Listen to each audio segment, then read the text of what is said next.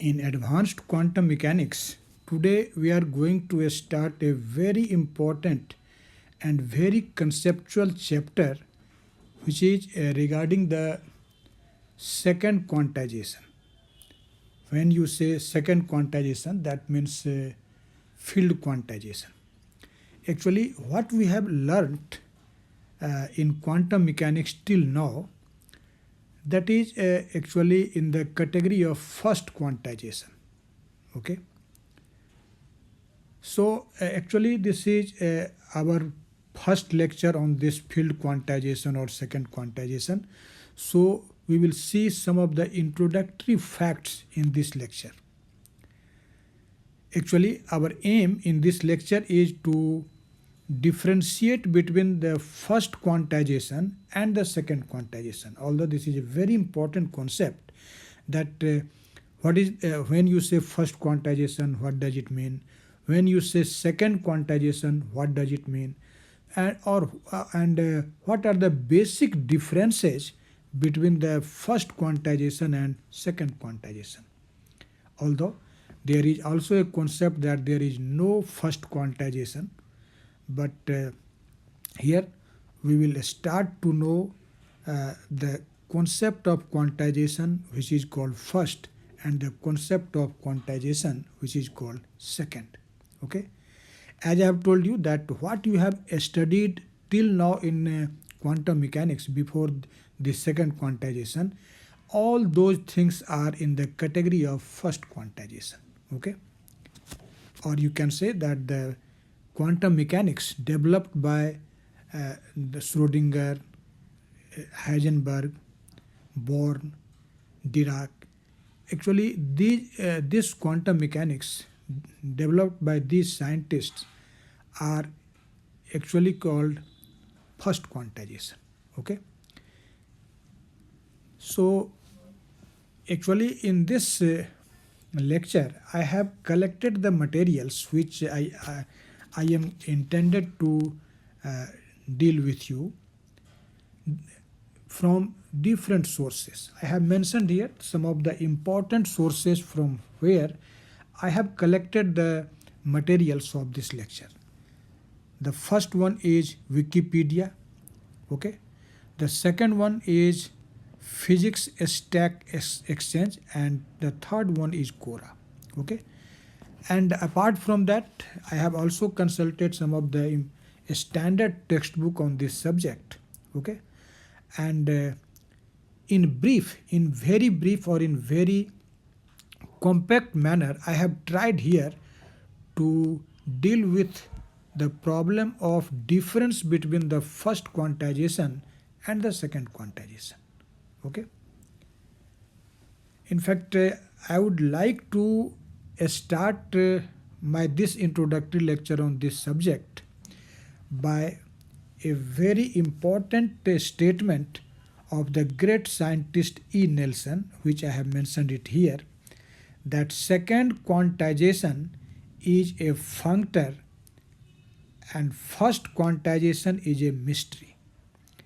Actually, what in this statement Nelson wants to say, that will be clarified after attending this lecture.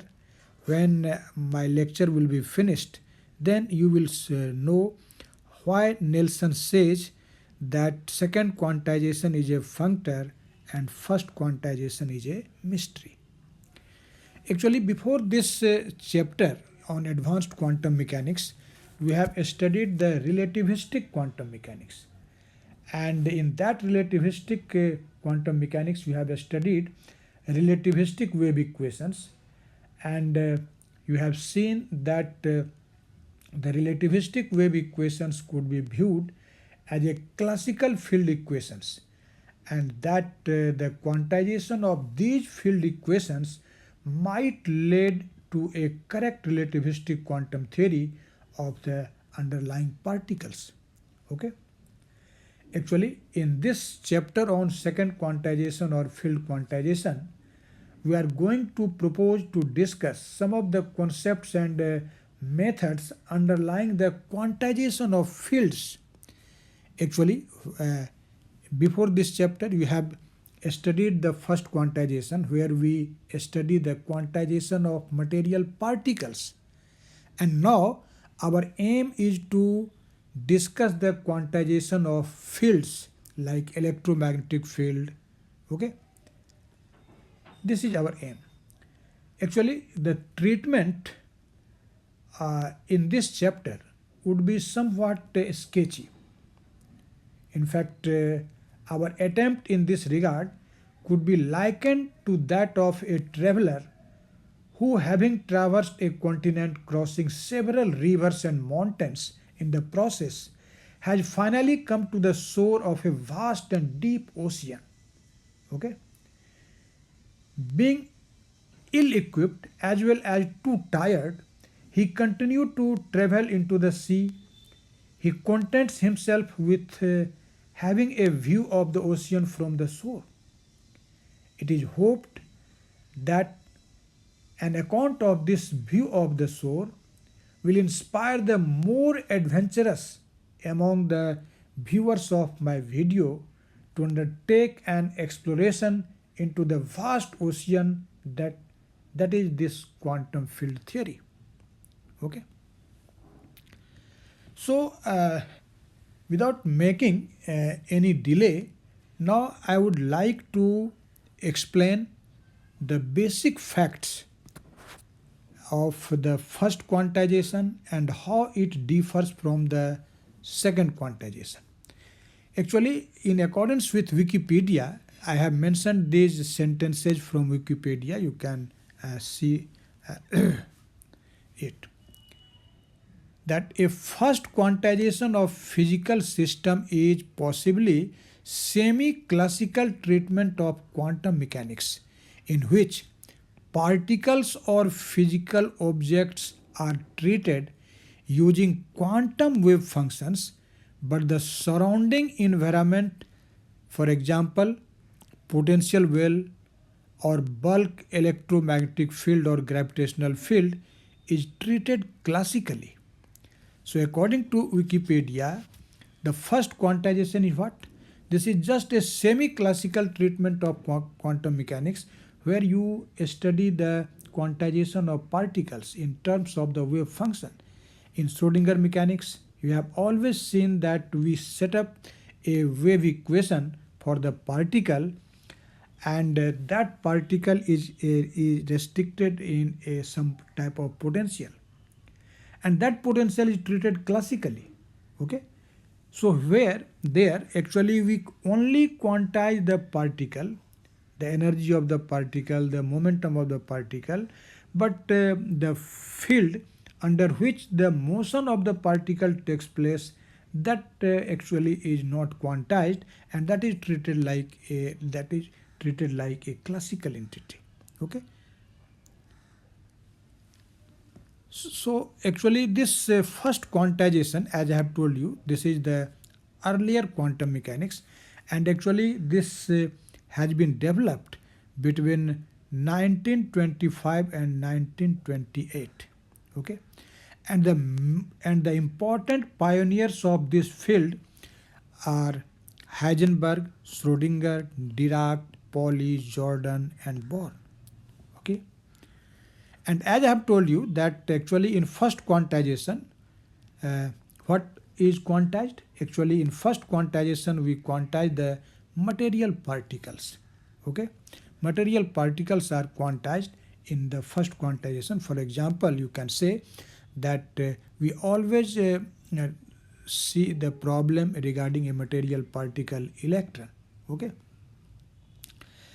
in fact you have learned in the previous lectures or in the early quantum mechanics that the momentum and energy of a particle like electron are restricted. You can't put any value of energy of electron or any value of momentum of an electron, but they are restricted, and that restriction is imposed by the Heisenberg's uncertainty principle. You know that according to Heisenberg uncertainty principle, the product of the momentum and uncertainty in momentum and position of a particle is never less than h bar by 2. And similarly, the product of the uncertainty in energy and time, this is never less than h bar by 2. Or in other words, you can say that these products are always greater or equal to h bar by 2. So you can say that the energy and momentum of the particles are constant, they are restricted, okay, in accordance with the Heisenberg uncertainty principle. And that's why we simply say that the particle is quantized. That what does it mean? It means the energy of the particle is quantized, its momentum is quantized. And if you want to deal with this problem of energy calculation and momentum calculation, what you do?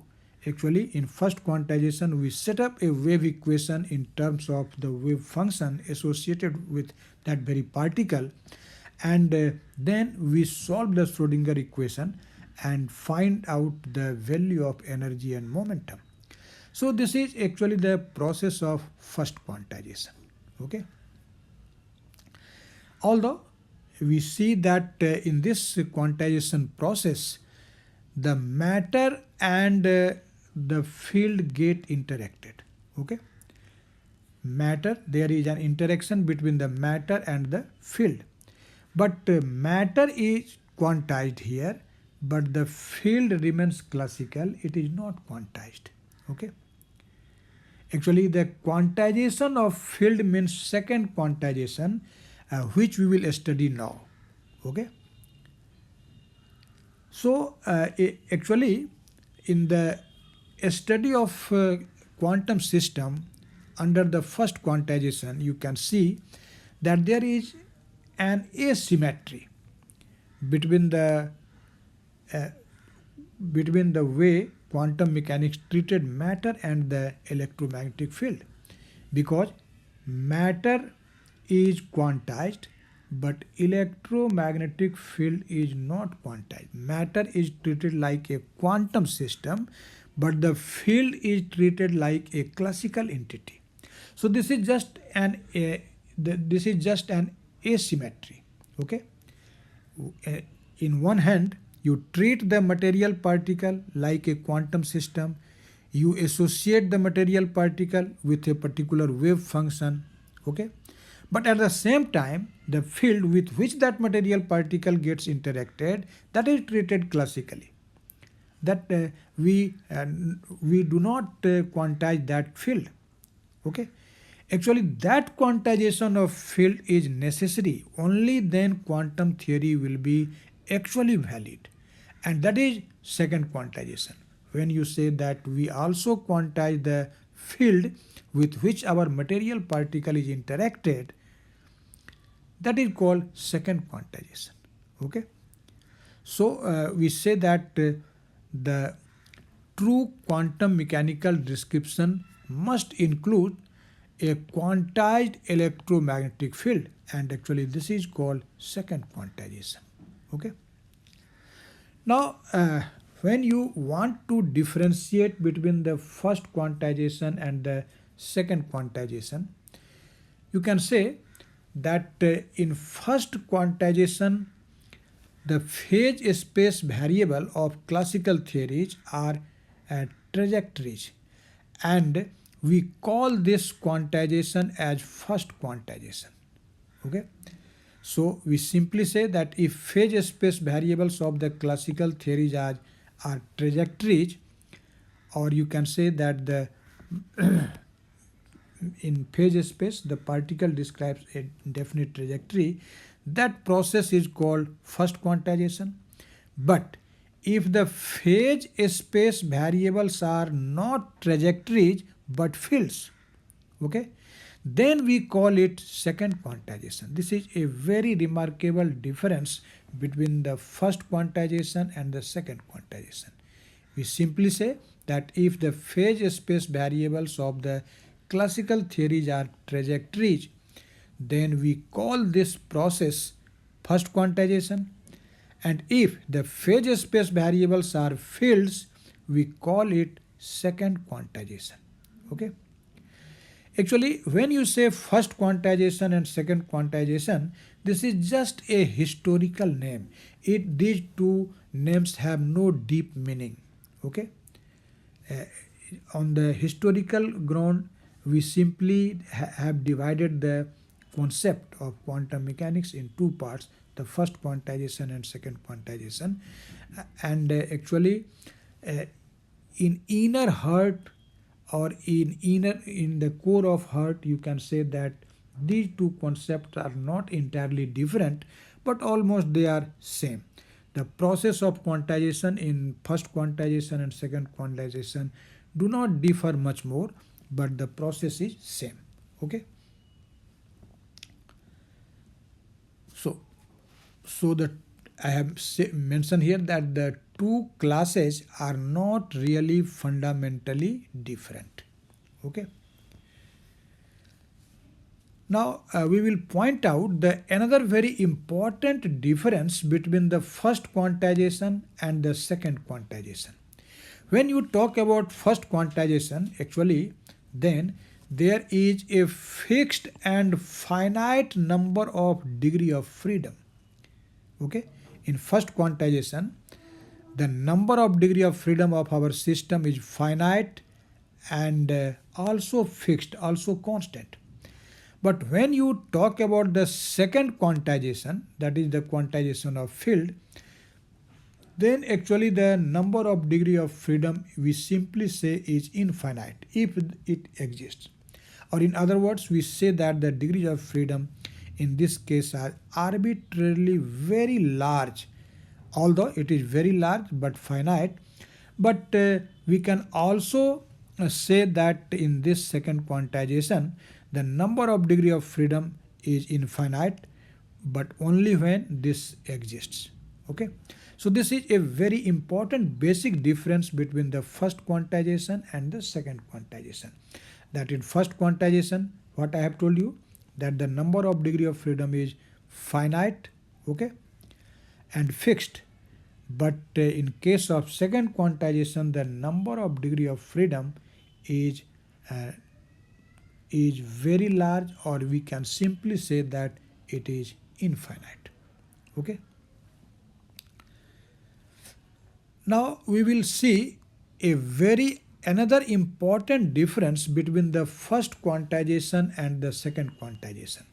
This is actually the difference related to the space when you study the first quantization and the second quantization. We simply say that the first quantization applies in Hilbert space. First quantization applies in Hilbert space, and the second quantization applies in Fock space. What is this Fock space? I will just clarify it. Okay. So it means when you say that the first quantization applies in Hilbert space and the second quantization applies in Fock space, what does it mean? It means that the wave function has a value in Hilbert space, because you know in first quantization we always deal with the problem in terms of the wave function.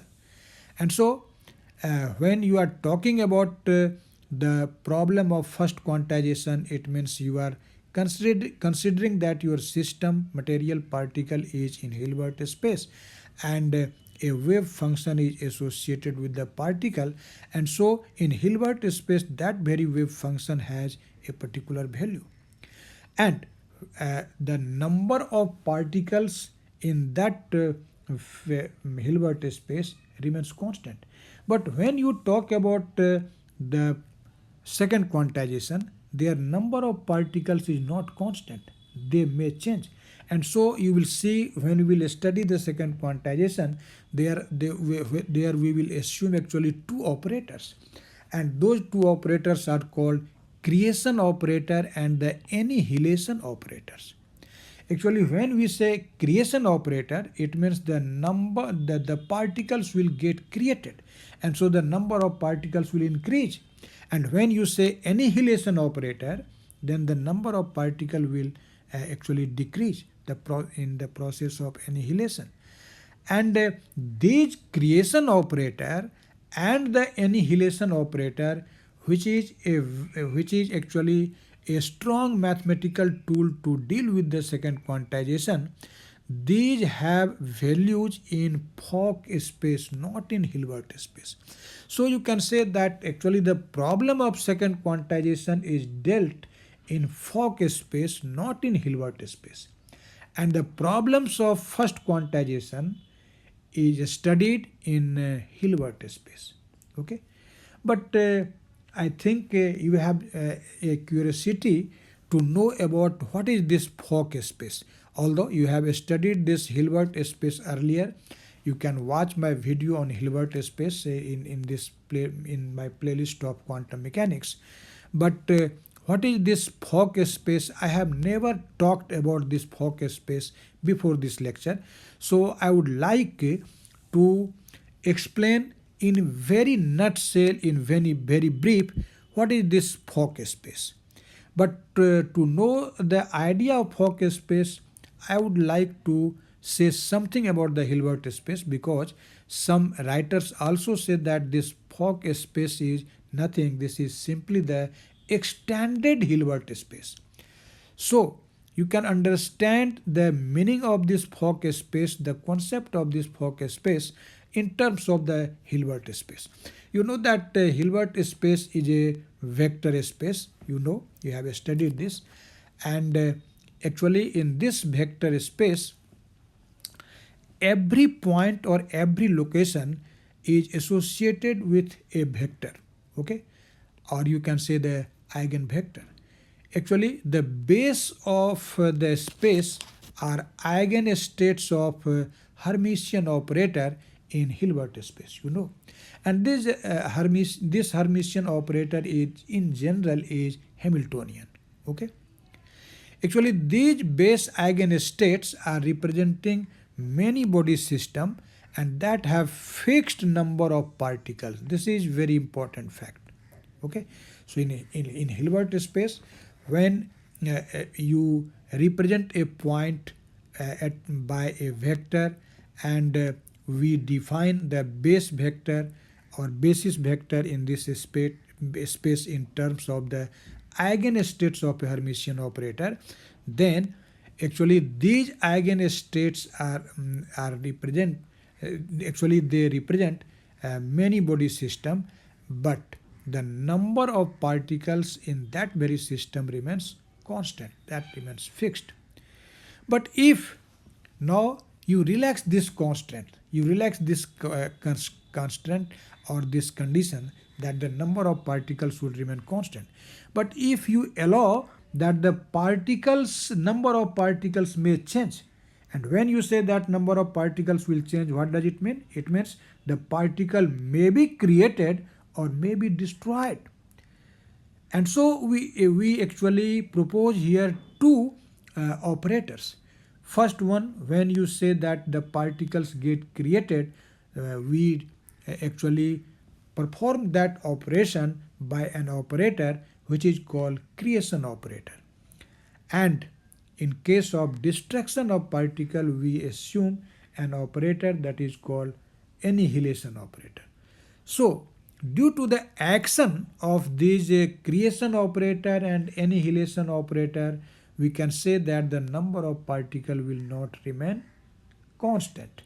So when in Hilbert space you say that the number of particles are not constant, but it may increase or it may decrease, it means the particles may be destroyed or new particles may be created. Actually then that Hilbert space is now called Fock space. So this is the basic difference. So actually this Fock space is nothing. This is simply the extended form of Hilbert space. And that's why some of the textbook, in some of the textbook you will find that Fock space is referred as extended Hilbert space. So what is the basic difference between Hilbert space and this Fock space? It means when you are when you are dealing a problem in Hilbert space, you always keep the number of particles fixed. But if you relax this condition, you allow that the number of particles will change. Particles will be created or destroyed, and that is actually explained in terms of the creation operator and the annihilation operator.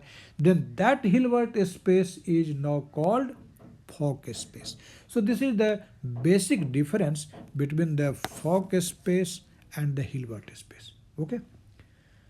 So I hope you have understand what is this first and second quantization. In one sentence, you can say that actually when we say first quantization, that means quantization of particles, quantization of material particles, where field is treated like a classical entity. Okay, and when you say quantization of second quantization, that means quantization of field, quantization of field. So our chapter on second quantization means we are going to study the quantization of field. Okay, and in this chapter you will find the different field theory. Some of will be actually the Lagrangian field theory, Hamiltonian field theory, and so on. Okay, so this was just an introduction to know the difference between first quantization and second quantization, and what we are going to learn in this series of videos on second quantization. So after this introductory lecture, we will start the real concept of this chapter, which is called second quantization or elements of field quantization. Okay, and so thank you very much.